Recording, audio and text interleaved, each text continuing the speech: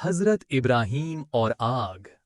अस्सलामु अलैकुम दोस्तों, आज हम कुरान पाक की एक अजीम और ईमान अफरोज़ कहानी सुनेंगे। ये कहानी है हज़रत इब्राहीम अलैहिस्सलाम की। एक ज़माने में लोग बुतों की पूजा करते थे।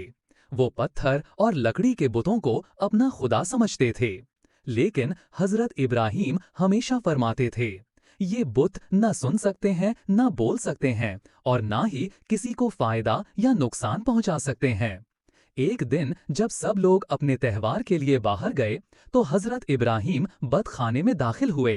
उन्होंने तमाम छोटे बत तोड़ दिए और कुल्हाड़ी सबसे बड़े बत के गले में लटका दी।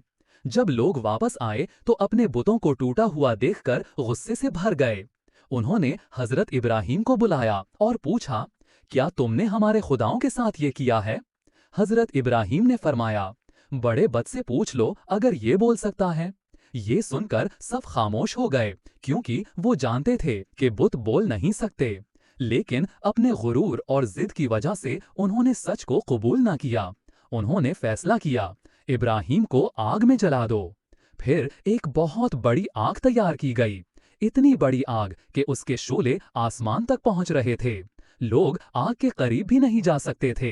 उन्होंने हजरत इब्राहीम को रस्सियों से बांधा और एक मंजनीक के जरिए आग में फेंक दिया। इसी वक्त अल्लाह ताला ने हुक्म फरमाया, ए आग, इब्राहीम पर ठंडी और सलामती वाली हो जा। और मौजज़ा ये हुआ कि आग ने हजरत इब्राहीम को कुछ नुकसान न पहुंचाया। आग सिर्फ रस्सियों को जला सकी। हजरत इब्राहीम बिल्कुल महफूज रहे। जब वो आग से बाहर निकले तो सब लोग हैरान रह गए।